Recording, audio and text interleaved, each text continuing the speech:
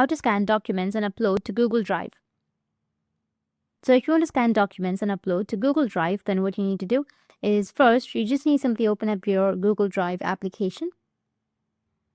Now, after opening your drive, you need to go with plus, which will be on the bottom. And then you will find an option of scan. You need to tap on scan. After that, go and allow while using the application.